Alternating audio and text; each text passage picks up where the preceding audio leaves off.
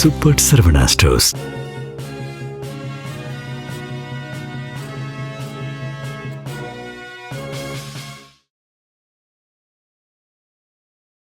வணக்கம். இந்திய நேரப்படி மதியம் 1:30 மணி செய்திகள்.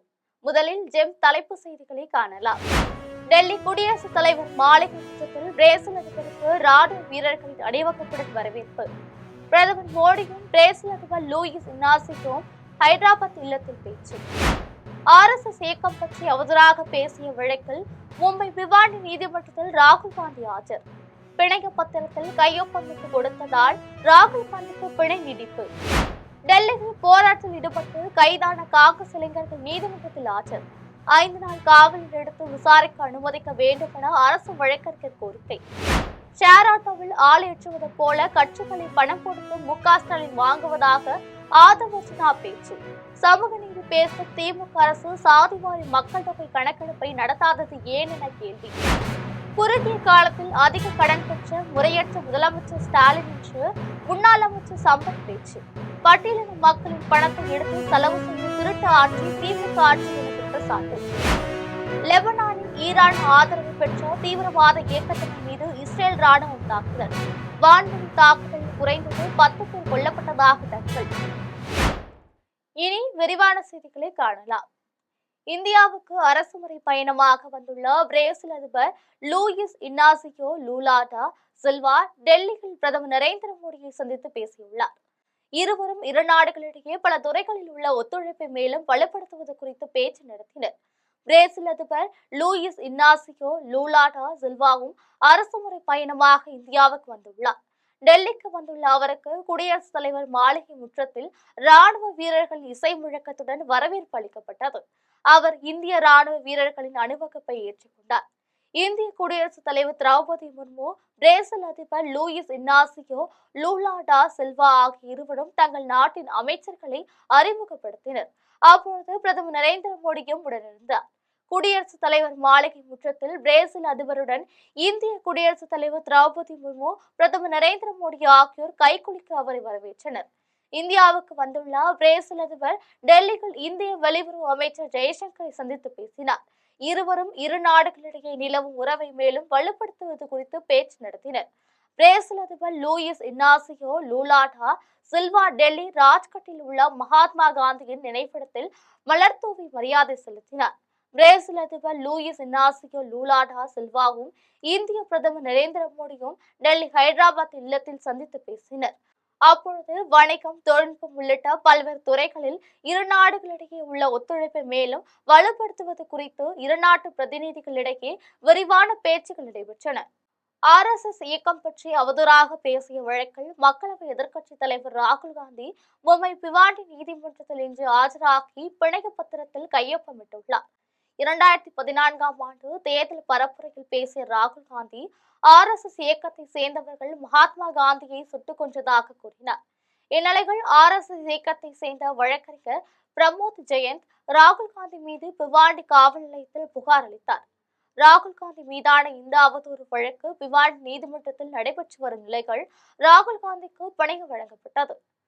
பிணை வழங்கியவரில் ஒருவரான சிவராஜ் பாட்டீல் அண்மையில் காலமானார். இதையடுத்து அவருக்கு பதிலாக மற்றொருவர் பிணை அளிக்க வேண்டிய கட்டாயம் ஏற்பட்டது. இதையடுத்து ராகுல் காந்தி பிவாடி நீதிமன்றத்தில் நேரில் ஆஜராகி பிணைய பத்திரத்தில் கையொப்பமிட்டார். அவருக்காக மகாராஷ்டிரா காங்கிரஸ் தலைவர் ஹர்ஷவர்தன் சப்கால் பிணைய பத்திரம் அளித்து கையொப்பமிட்டார். இந்த பிணைய பத்திரத்தை நீதிமன்றத்தில் ஒப்படைத்ததும் ராகுல் காந்திக்கான பிணை நீடிக்கப்பட்டது. டெல்லி பாரத மண்டபத்தின் முன்பு போராட்டத்தில் ஈடுபட்ட காங்கிரஸ் இளைஞரணியை சேர்ந்த 4 பேரை காவல்துறையினர் நீதிமன்றத்தில் நிறுத்தியுள்ளனர். டெல்லி பாரத மண்டபத்தில் செயற்கை நுண்ணறிவு மாநாடு நடைபெற்று வருகிறது. நேற்று மாநாடு தொடங்கும் நேரத்தில் மண்டபத்தின் முன்பு காங்கிரஸை சேர்ந்த இளைஞர்கள் மேல் சட்டையின்றி போராட்டத்தில் ஈடுபட்டனர். தகவலறிந்து வந்த காவல்துறையினர் அவர்களை கைது செய்து வேனில் ஏற்றி கொண்டு சென்றனர். கிருஷ்ணஹரி, குண்டன் யாதவ், அஜய்குமார் நரசிம்ம யாதவ் ஆகிய 4 பேரை இன்று பாட்டியாலா ஹவுஸ் நீதிமன்றத்தில் நிறுத்தியுள்ளனர். அப்பொழுது பேசிய அரசு வழக்கறிஞர் போராட்டக்காரர்கள் நாட்டுக்கு எதிராக முழக்கமிட்டதாகவும் பிரதமருக்கு எதிரான சொற்கள் எழுதப்பட்ட சட்டைகளை அணிந்திருந்ததாகவும் குற்றம் சாட்டினார். அவர்களை 5 நாள் காவலில் எடுத்து விசாரிக்க அனுமதி அளிக்க வேண்டும் என்று கேட்டுக்கொண்டார். குற்றம் சாட்டப்பட்டோரின் சார்பில் ஆஜரான வழக்கறிஞர் அரசியல் கட்சியில் உள்ள இந்த இளைஞர்கள் அமைதியாக போராட்டம் நடத்தியதாகவும் அதற்கு அவர்களுக்கு உரிமை உள்ளதாகவும் தெரிவித்தார். இதனிடையே இளைஞர் காங்கிரஸை கண்டித்து நாட்டின் பல்வேறு பகுதிகளிலும் பாஜகவினர் போராட்டத்தில் ஈடுபட்டனர். டெல்லியில் நடைபெற்ற போராட்டத்தில் பேசிய பாஜக நாடாளுமன்ற உறுப்பினர் மனோஜ் திவாரி, இளைஞர் காங்கிரசார் செய்த தேச விரோத செயலை மன்னிக்க முடியாது என்று தெரிவித்தார். தாவேக்கு தலைவர் விஜயை வெல்வதற்காக ஷேர் ஆட்டோவில் ஆள் ஏற்றுவது போல கட்சிகளை பணம் கொடுத்து மு.க.ஸ்டாலின் ஏற்றி வருவதாக ஆதவ் அர்ஜுனா தெரிவித்துள்ளார். கடலூர் மஞ்சக்குப்பம் திடலில் தமிழக வெற்றி கழக சார்பில் பொதுக்கூட்டம் நடைபெற்றது. இதில் கட்சியின் பொதுச் செயலாளர் ஆனந்த், தேர்தல் பரப்புரை மேலாண்மை பொதுச் செயலாளர் ஆதவ் அர்ஜுனா, மாநில நிர்வாக குழு தலைமை ஒருங்கிணைப்பாளர் செங்கோட்டையன் ஆகியோர் கலந்து கொண்டனர். அப்பொழுது பேசிய செங்கோட்டையன், திமுகவை வீழ்த்த தாவேக தலைவர் விஜயால் மட்டுமே முடியும் என்றும் தெரிவித்தார். அதற்கு பிறகு பேசிய ஆதவ் அர்ஜுனா, தமிழகத்தில் சாதிவாரி மக்கள் தொகை கணக்கெடுப்பு நடத்தாததற்கு முதலமைச்சர் மு.க.ஸ்டாலின் விளக்கமளிக்க வேண்டும் என கூறினார். சமூக நீதி பேசும் திமுக அரசு ஏன் அதனை செய்யவில்லை என்றும் கேள்வி எழுப்பினார். விஜய் முதலமைச்சரானால் முதலில் சாதிவாரி மக்கள் தொகை கணக்கெடுப்பை நடத்துவார் என்றும் கூறினார். ஷேர் ஆட்டோவில் ஆள் ஏற்றுவது போல திமுக பணம் கொடுத்து கூட்டணி சேர்ப்பதாகவும் குற்றம் சாட்டினார். குறுகிய காலத்தில் அதிக கடன் பெற்ற முறையற்ற முதலமைச்சராக ஸ்டாலின் உள்ளார் என அதிமுக முன்னாள் அமைச்சர் சம்பத் தெரிவித்துள்ளார். கடலூர் திருப்பாதிரி புலியூரில் அதிமுக செயல் வீரர்கள் கூட்டம் மாவட்ட செயலாளரும் முன்னாள் அமைச்சருமான சம்பத் தலைமையில் நடைபெற்றது. இந்த கூட்டத்தில் முன்னாள் அமைச்சர் தாமோதரன், மாவட்ட அவைத் தலைவர் சேவல்குமார், மாநில மீனவர் அணி செயலாளர் தங்கமணி, தெற்கு ஒன்றிய செயலாளர் காசிநாதன் ஆகியோர் கலந்து கொண்டனர். கூட்டத்தில் பேசிய முன்னாள் அமைச்சர் சம்பத், பட்டியலின மக்களின் பணத்தை எடுத்து செலவு செய்த திருட்டு ஆட்சிதான் திமுக ஆட்சி என குற்றம் சாட்டினார். திமுக அரசின் நலத்திட்டங்களை நிறுத்த என்ன சூழ்ச்சி செய்தாலும் அதனை தமிழக முதலமைச்சர் மு.க.ஸ்டாலின் முறியடிப்பார் என்று அமைச்சர் கீதா ஜீவன் தெரிவித்துள்ளார். தூத்துக்குடி மாவட்டம் கோவில்பட்டி நடராஜபுரத்தில் திமுக சார்பில் ஏழை எளிய மக்களுக்கு இலவச வேட்டி சேலை உள்ளிட்ட நலத்திட்ட உதவிகள் வழங்கும் நிகழ்ச்சி நடைபெற்றது. இதில் சமூக நலத்துறை அமைச்சர் கீதா ஜீவன் கலந்து கொண்டு நலத்திட்ட உதவிகளை வழங்கினார். இதனைத் தொடர்ந்து பேசிய அமைச்சர் கீதா ஜீவன், திமுக அரசு மக்களுக்கு வழங்கும் நலத்திட்ட உதவிகளை நிறுத்த வேண்டும் என்று கோரி பாஜகவை சேர்ந்த ஒருவர் உச்சநீதிமன்றத்தில் வழக்கு தொடுக்க இருந்ததாகவும் அதனை முன்கூட்டியே தெரிந்து கொண்டு அந்த சூழ்ச்சியை முதலமைச்சர் முறியடித்ததாகவும் தெரிவித்தார். புதுச்சேரி மண்ணை காக்கும் பொறுப்பு திமுகவுக்கு மட்டுமே உண்டு என்று நாடாளுமன்ற உறுப்பினரும் திமுக கொள்கை பரப்பு செயலாளருமான ஜெகத் ரட்சகன் பேசியுள்ளார். புதுச்சேரி, காலாப்பட்டு, முத்தியால்பேட்டை, உப்பளம் ஆகிய தொகுதிகளில் செயல் வீரர்கள் கூட்டம் நடைபெற்றது. காலாப்பட்டு தொகுதியில் மாநில திமுக அமைப்பாளரும் சட்டமன்ற எதிர்க்கட்சி தலைவருமான சிவா தலைமையில் செயல் வீரர்கள் கூட்டம் நடைபெற்றது. இதில் தொகுதி பொறுப்பாளர் செந்தில், தொகுதி செயலாளர் சத்தியவேல், கோதண்டபாணி ஆகியோர் கலந்து கொண்டனர். இந்த கூட்டத்தில் பேசிய திமுக கொள்கை பரப்பு செயலாளர் ஜெகத் ரட்சகன், தமிழகத்தில் நடைபெறும் பொற்கால ஆட்சியை புதுச்சேரிக்கு கொண்டு வர வேண்டும் என்று கேட்டுக்கொண்டார். புதுச்சேரியில் மூடி கிடக்கும் லிங்காரெட்டி பாளையம் சர்க்கரை ஆலை, ஆங்கிலோ பிரெஞ்சு நெசவாலை ஆகியவற்றை ஏன் திறக்கவில்லை என்று வினவினார். முத்தியால்பேட்டை தொகுதியில் நடைபெற்ற கூட்டத்தில் சௌரிராஜன், முன்னாள் சட்டமன்ற உறுப்பினர் நந்தா, சரவணன், பொதுக்குழு உறுப்பினர் பிரபாகரன் உள்ளிட்டோர் கலந்து கொண்டனர். உப்பளம் தொகுதியில் சட்டமன்ற உறுப்பினர் அனிபால் கென்னடி, தொகுதி செயலாளர் சக்திவேல், கூட்டத்தில் எதிர்க்கட்சி தலைவர் சிவா ஆகியோர் கலந்து கொண்டனர். 60 வயசுக்கு மேல இருக்கிறவங்க ரேஷன் போர்டு வீட்டுக்கு கொண்டு கொடுக்குறீங்க அப்படின்னு சொல்றாரு. சாதாரண மக்களே கேட்கலாம். ஆகவே அவங்க தமிழ்நாட்டில் முதலமைச்சர் செய்கிற திட்டங்கள்லாம் இந்தியாவில் இருக்கிற எல்லா மாநிலத்தோடும் பின்பற்றுகிற திட்டமாக தான் எல்லாம் இருக்குது. அது புதுச்சேரியை பண்றாங்க. இது தமிழ் மண்ணா இருக்கிறதால, எங்க ஊரா இருக்கிறதால இங்கேயும் அந்த திட்டங்கள் வரணும். இந்தியா நான் சொல்றது 30 தொகுதிகளான எனக்கு ஆசை. காஞ்சிபுரம் மாவட்டம் சோமங்கலம் அருகே வெளிவட்ட சாலையில் இரும்பு தூண் மீது கார் மோதியதில் காயமடைந்த 5 பேரில் ஒருவர் உயிரிழந்தார். ஆந்திர மாநிலம் சூலூர்பேட்டையை சேர்ந்த நாசர் சென்னை சோழிங்கநல்லூரில் உள்ள தகவல் தொழில்நுட்ப நிறுவனத்தில் வேலை செய்து வருகிறார். நாசருடன் ஆந்திராவை சேர்ந்த மதுசூதனன், அர்ச்சனா, தீபக், தியாகராஜன் ஆகியோரும் வேலை செய்து வருகின்றனர். இவர்கள் தங்கள் சொந்த ஊரில் இருந்து மீஞ்சூர், வண்டலூர் வெளிவட்ட சாலை வழியாக சோழிங்கநல்லூர் நோக்கி சென்றனர். காரை நாசர் ஓட்டி வந்த நிலைகள் வரதராஜபுரம் சுங்கசாவடி அருகே வந்த பொழுது ஓட்டுநரின் கட்டுப்பாட்டை இழந்த கார் சாலையோரத்தில் உள்ள இரும்பு தூண் மீது மோதியது. இந்த விபத்தில் காரில் பயணித்த 5 பேரும் பலத்த காயமடைந்தனர். இதையடுத்து அந்த வழியாக வந்த வாகன ஓட்டிகள் 5 பேரையும் மீட்டு சிகிச்சைக்காக பொத்தேரியில் உள்ள தனியார் மருத்துவமனையில் சேர்த்தனர். இதில் மதுசூதனன் சிகிச்சை பலனின்றி உயிரிழந்தார். இந்த விபத்து குறித்து தாம்பரம் போக்குவரத்து புலனாய்வு காவல்துறையினர் விசாரித்து வருகின்றனர். டெல்லியில் செயற்கை நுண்ணறிவு மாநாட்டில் இளைஞர் காங்கிரஸ் சத்தமீறி போராட்டம் நடத்தியதை கண்டித்து புதுச்சேரி காங்கிரஸ் அலுவலகம் முன்பு பாஜகவினர் போராட்டத்தில் ஈடுபட்டனர். டெல்லி பாரத மண்டபத்தில் செயற்கை நுண்ணறிவு மாநாடு நடைபெற்ற பொழுது அங்கு திடீரென சென்ற காங்கிரஸ் இளைஞர் அணியினர் மேல் சட்டையின்றி போராட்டத்தில் ஈடுபட்டனர். இதையறிந்த காவல்துறையினர் விரைந்து சென்று அவர்களை கைது செய்தனர். காங்கிரசின் இந்த செயலை கண்டித்து புதுச்சேரி பாஜக இளைஞர் அணி மாநில தலைவர் ஆடலரசன் தலைமையில் நிர்வாகிகள் ஊர்வலமாக சென்று காங்கிரஸ் தலைமை அலுவலகம் முன்பு போராட்டத்தில் ஈடுபட்டனர். அப்பொழுது அங்கு காங்கிரஸ் தொண்டர்கள் இல்லாததால் மோதல் இல்லை. மோடியை எதிர்த்த பல மாநில கட்சிகள் காணாமல் போய்விட்டதாக சேலம் மாவட்ட பாஜக தலைவர் ஹரிராமன் தெரிவித்துள்ளார். சேலம் மாவட்டம் ஓமலூர் சட்டமன்ற தொகுதியில் உள்ள வெண்ணானம்பட்டியில் பாஜக சார்பில் பரப்புரை கூட்டம் நடைபெற்றது. இதில் பாஜக கூட்டணி கட்சி நிர்வாகிகள் கலந்து கொண்டு பேசினர். அப்பொழுது பேசிய பாஜக மாவட்ட தலைவர் ஹரிராமன், பாஜகவையும் மோடியையும் எதிர்த்த பல மாநில கட்சிகள் காணாமல் போய்விட்டதாக தெரிவித்தார். காஷ்மீரில் தேசிய மாநாடு கட்சி, உத்தரப்பிரதேசத்தில் சமாஜ்வாதி கட்சி, பீகாரில் ராஷ்டிரிய ஜனதாதள கட்சி, தெலங்கானாவில் பாரத ராஷ்டிர சமிதி கட்சி ஆகியன காணாமல் போயுள்ளதாக பட்டியலிட்டார். கோவை பெரியநாயக்கன் பாளையத்தில் பழைய பொருட்களை வாங்குவது போல சிறிய சரக்கு வாகனத்தில் வந்து வீட்டின் முன் நின்ற மிதிவண்டியை திருடி சென்றது அதிர்ச்சியை ஏற்படுத்தியுள்ளது. கோவை பெரியநாயக்கன் பாளையத்தில் பழைய இரும்பு மற்றும் பிளாஸ்டிக் பொருட்களை நல்ல விலைக்கு வாங்குவதாக ஒலிபெருக்கி மூலம் அறிவித்தபடி ஒரு 4 சக்கர வாகனம் மெதுவாக வலம் வந்துள்ளது. அந்த வாகனத்தில் வந்த இருவர் ஆள் நடமாட்டம் இல்லாத ஒரு வீட்டின் முன் நிறுத்தப்பட்டிருந்த மிதிவண்டியை தங்கள் வண்டியில் ஏற்றிக்கொண்டு அங்கிருந்து சென்றனர். சற்று நேரம் கழித்து வெளியே வந்த வீட்டின் உரிமையாளர் மிதிவண்டியை காணாததால் அதிர்ச்சி அடைந்தார். உடனடியாக அருகில் இருந்த வீட்டின் கண்காணிப்பு கேமராவில் பதிவான காட்சியை பார்த்த பொழுது பழைய பொருள் வாங்குவது போல வந்தவர்கள் மிதிவண்டியை திருடி சென்றது தெரிய வந்தது. இந்த சிசிடிவி காட்சிகள் தற்பொழுது சமூக வலைதளங்களில் வைரலாகி வருகிறது. பாலியல் தொந்தரவு புகாரில் கோவை புதூரில் உள்ள தமிழ்நாடு சிறப்பு காவல்படை 4வது அணியின் கமாண்டன்ட் இடைநீக்கம் செய்யப்பட்டுள்ளார். கோவை புதூரில் செயல்பட்டு வரும் தமிழ்நாடு சிறப்பு காவல் படை 4வது அணி கமாண்டன்ட் செந்தில்குமார் பெண் காவலர்களுக்கு பாலியல் தொந்தரவு கொடுப்பதாக புகார் வந்துள்ளன. இந்த புகார்களை விசாரித்ததில் பயிற்சிக்கு சேர்ந்த பெண் காவலரிடம் தகாத முறையில் நடந்து கொண்டது உறுதி செய்யப்பட்டது. இந்நிலையில் புகார்களின் தன்மை, வழக்கின் சூழ்நிலை ஆகியவற்றை கருதி அவரை உடனடியாக பணியிலிருந்து இடைநீக்கம் செய்ய மாநில அரசு உத்தரவிட்டுள்ளது. அரசின் முன் அனுமதியின்றி அவர் தலைமையகத்தை விட்டு வெளியே செல்லக்கூடாது என்று உத்தரவிட்டுள்ளது.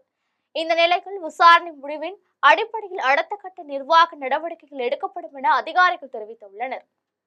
இந்தியாவின் எக்கிபப் நிறுவனமும் ஜெர்மனியின் உலக புகழ்பெற்ற ஹோமா நிறுவனமும் இணைந்து அதிநவீன லினக்ஸ் தொழில்நுட்ப கழிவுநீர் பம்புகளை அறிமுகம் செய்துள்ளது.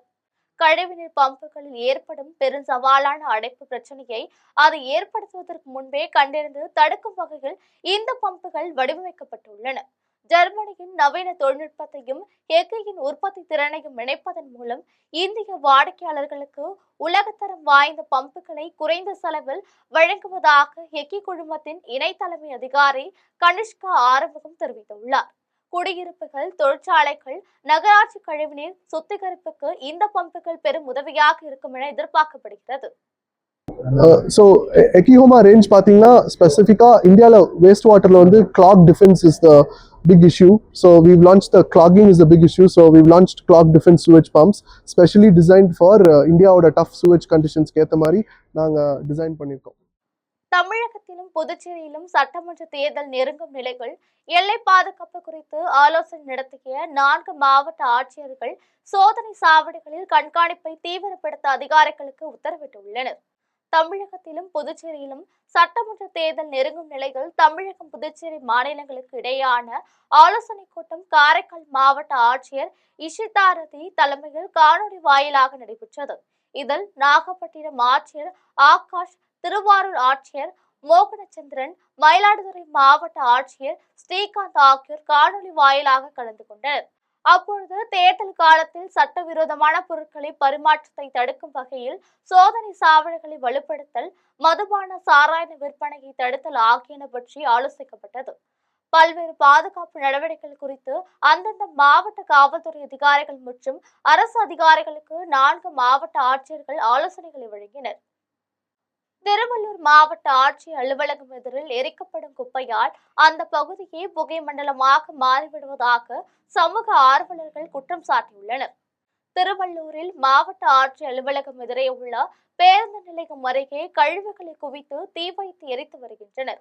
அவ்வாறு கழிவுகளை கொளுத்தியதால் தீய நாற்றத்துடன் சென்னை திருப்பதி தேசிய நெடுஞ்சாலை புகை மண்டலமாக மாறியது. இதனால் வாகன ஓட்டிகளும் பொதுமக்களும் பெரிதும் இன்னலுற்றனர். மாவட்ட ஆட்சியர் அலுவலகம் எதிரே கழிவுகளை தீ கொளுத்துவதை மாசு கட்டுப்பாட்டு வாரியமும் நகராட்சி நிர்வாகம் கண்டுகொள்ளவில்லை என்று சமூக ஆர்வலர்கள் குற்றம் சாட்டியுள்ளனர்.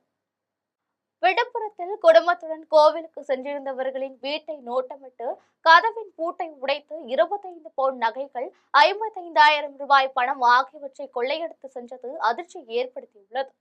விழுப்புரம் சாலைமேட்டை சேர்ந்த சங்கரன் இரவில் வீட்டை பூட்டிவிட்டு குடும்பத்துடன் மேல்மலையனூர் அங்காளம்மன் கோவிலுக்கு சென்றுள்ளார். அதிகாலை வீட்டின் முன்பக்க கதவின் பூட்டு உடைக்கப்பட்டு கீழே கிடந்ததை கண்டு அக்கம் பக்கத்தினர் சங்கர் குடும்பத்தினருக்கு தகவல் தெரிவித்தனர். அவர் குடும்பத்துடன் வீட்டுக்கு வந்து பார்த்த பொழுது வீட்டின் பீரோவில் இருந்த 25 பவுண்ட் நகை மற்றும் 55,000 ரூபாய் பணம் ஆகியவற்றை கொள்ளையர்கள் எடுத்து சென்றது தெரிய வந்தது. சங்கர் அளித்த புகாரின் அடிப்படையில் விரைந்து வந்த காவல்துறையினர் தடயங்களை சேகரித்து வழக்கு பதிந்து விசாரித்து வருகின்றனர். சங்கரின் மகனுக்கு திருமணமாகி 3 மாதங்கள் ஆகின்ற நிலையில் சீர்வரிசையாக அளித்த 25 பவுண்ட் நகையும் நெல் விற்று வைத்திருந்த 55,000 ரூபாயும் கொள்ளை போயுள்ளது. விழுப்புரத்துக்கு ரயில் மூலமாக கடத்தி வந்த 10 கிலோ கஞ்சாவை காவல்துறையினர் பறிமுதல் செய்து விசாரித்து வருகின்றனர். விழுப்புரம் ரயில் நிலையத்தில் கேட்பாரற்று கிடந்த பெரிய சூட்கேஸை ரயில்வே காவல்துறையினர் திறந்து பார்த்தனர். அதில் 10 கிலோ கஞ்சா பொட்டலங்கள் இருந்தது தெரிய வந்தது. இதையடுத்து ரயில்வே காவல்துறையினர் கைப்பற்றிய 10 கிலோ கஞ்சாவை நகர காவல் நிலையத்தில் ஒப்படைத்தனர். ரயிலில் கஞ்சாவை கடத்தி வந்தவர்கள் காவல்துறையிடம் அகப்பட்டு விடுவோம் என்று அஞ்சி அதனை போட்டுவிட்டு சென்றிருக்கலாம் என்று கூறப்படுகிறது. ரயில் நிலையத்தில் உள்ள சிசிடிவி காட்சிகளை சோதனை செய்து கஞ்சாவை கடத்தி வந்தவர்கள் குறித்து விசாரித்து வருகின்றனர். திருப்பூர் மாவட்டம் தாராபுரத்தில் குப்பை மேட்டில் எரிந்த நிலையில் உடல் கண்டெடுக்கப்பட்ட நிலையில் மூதாட்டி மனவேதனையால் தன் உயிரை மாய்த்து கொண்டதாக கூறப்படுகிறது. தாராபுரம் பகுதியில் எரிந்த நிலையில் கண்டெடுக்கப்பட்ட மூதாட்டி காளியம்மாள் என்பது காவல்துறை விசாரணையில் தெரிய வந்துள்ளது. கணவர் கரிகாலில் இறந்த பின் தனியாக வசித்து வந்த இவர் உடல்நலக்குறைவு மற்றும் மனவேதனை காரணமாக தன் உயிரை மாய்த்திருக்கலாம் என்று கூறப்படுகிறது. அலங்கியத்தில் அவர் மகன் வசித்து வருகிறார். 18 நாட்களுக்கு முன்பு காளியம்மாளுக்கு வலது காலில் எலும்பு முறிவு ஏற்பட்டதாகவும் அதற்காக சிகிச்சை பெற்று வந்ததாகவும் தெரிய வந்துள்ளது. நடமாட முடியாத நிலையில் தன்னை பார்க்க பிள்ளைகள் வரவில்லை என்ற மனவேதனையில் அவர் அங்கிருந்த குப்பை மேட்டுக்கு சென்று உடலில் மண்ணெண்ணெய் ஊற்றி தீ வைத்துக் கொண்டதாக தெரிய வந்துள்ளது. இத்தொடர்பாக அவரது மகன்களிடம் தொடர்ந்து விசாரணை நடத்தப்பட்டு வருகிறது. கோவை தனியார் கலைக்கல்லூரிகள் ஆடை வடிவமைப்பு மற்றும் துகிலியல் துறையான அனைத்து கல்லூரிகளுக்கிடையான கலை விழா நடைபெற்றது. கலை விழாவுக்கு தலைமையேற்ற கல்லூரி முதல்வர் கீதா, கலையார்வமே மாணவர்களை சிந்தனையாளர்களாக மாற்றும் என்று கூறினார். துறை தலைவர் ரம்யா வரவேற்றார். நடன அமைப்பாளர் அருண் பாலகிருஷ்ணன், கௌஷிகா குமரேசன் ஆகியோர் கலந்து கொண்டு மாணவர்களை ஊக்குவித்தனர். சிகை அலங்காரம், முக ஓவியம், நக அலங்காரம், லோக உருவாக்கம், மெகந்தி, பாரம்பரிய ஆடை கண்காட்சி, அணிவகுப்பு, மறுசுழற்சி பொருட்கள் உருவாக்கம், கலைத்திறனுடன் கூடிய நிபுணத்துவ வெளிப்பாடு என பல்வேறு போட்டிகள் நடைபெற்றன. இந்நிகழ்வின் வெற்றியாளர்களுக்கு சிறந்த தனித்துவ சிந்தனையாளர், சிறந்த கலைப்பொருள், சிறந்த புதுமை வித்தகர் ஆகிய விருதுகள் வழங்கப்பட்டன. இந்நிகழ்வில் 30 கல்லூரிகளை சேர்ந்த 400 மாணவர்கள் கலந்து கொண்டு திறமையை வெளிப்படுத்தினர். விழுப்புரம் மாவட்டம் திருவெண்ணெய்நல்லூர் அருகே இருசக்கர வாகனத்தில் குட்கா புகையிலை பொருட்கள் கடத்தி வந்தவரை காவல்துறையினர் கைது செய்துள்ளனர். விழுப்புரம் மாவட்டம் திருவெண்ணெய்நல்லூர் அருகே அரசூர் தனியார் கல்லூரி எதிரே இருசக்கர வாகனத்தில் தடை செய்யப்பட்ட குட்கா புகையிலை பொருட்கள் எடுத்து வருவதாக காவல்துறைக்கு தகவல் கிடைத்தது.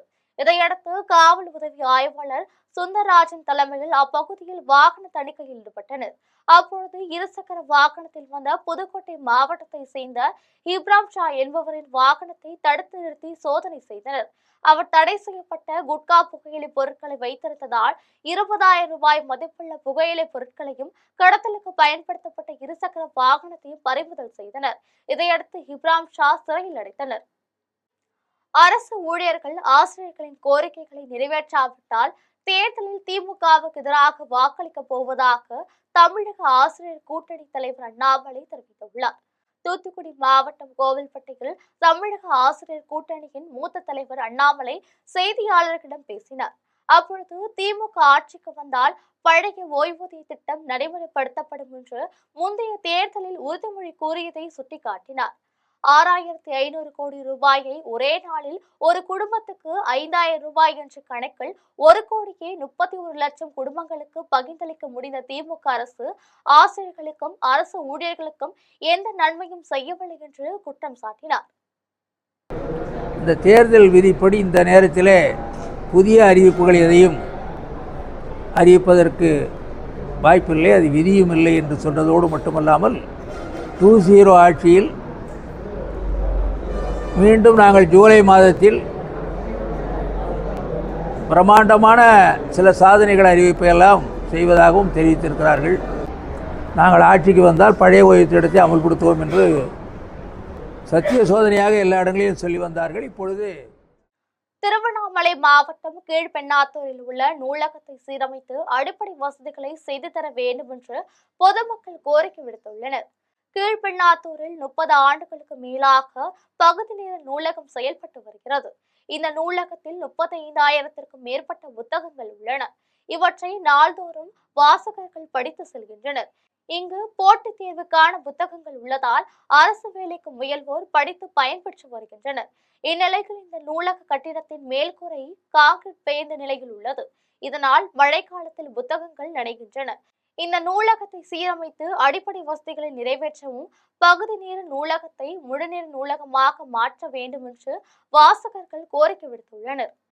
கோவை மாவட்டம் திருமலையாம்பாளையம் திமுக செயலாளர் நியமனத்தில் சாதி பாகுபாடு பார்க்கும் மாவட்ட செயலாளரை கண்டித்து வாக்குச்சாவடி முகவர்கள் பொறுப்பிலிருந்து விலகியுள்ளனர்.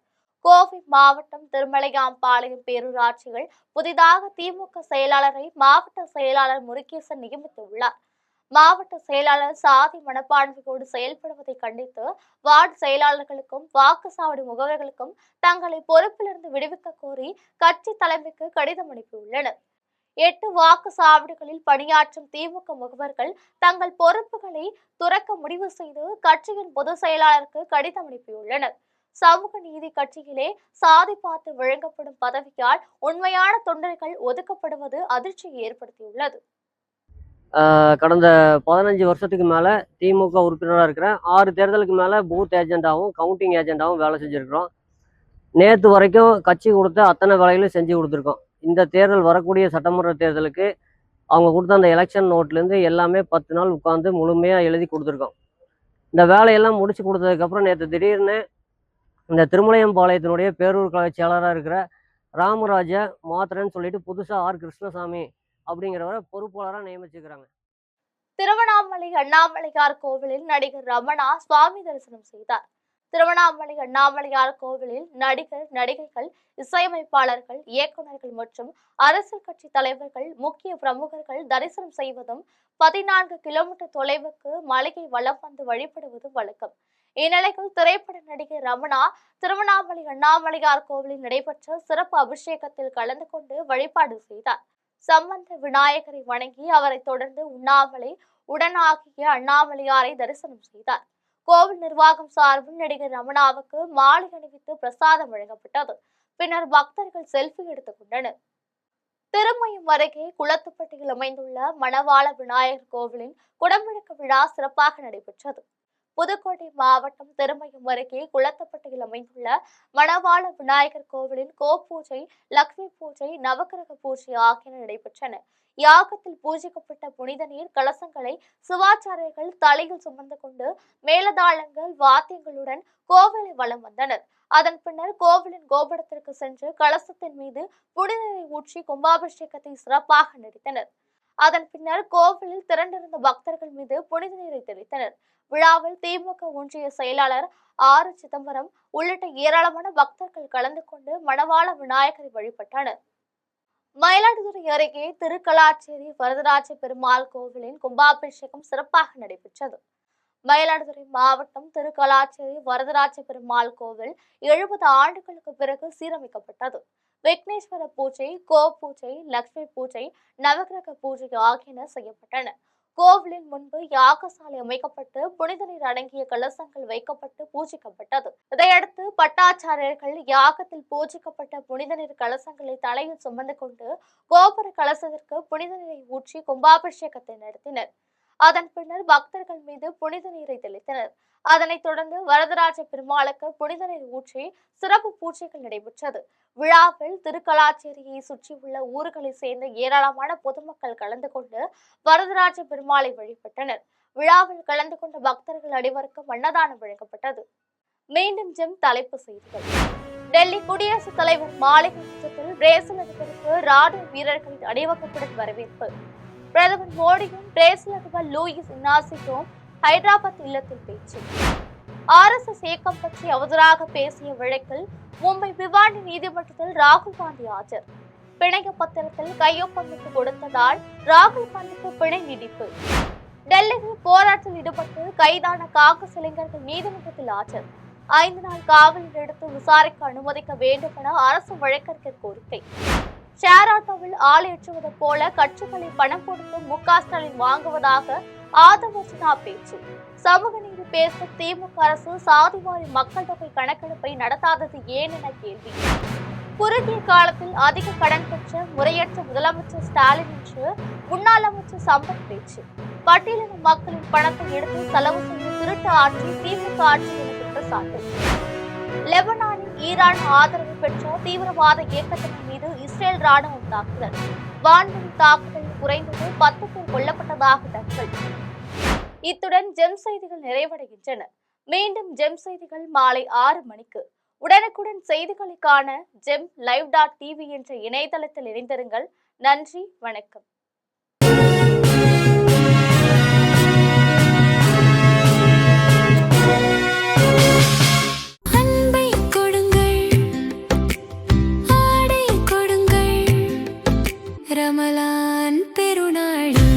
Super Sarvana Stores.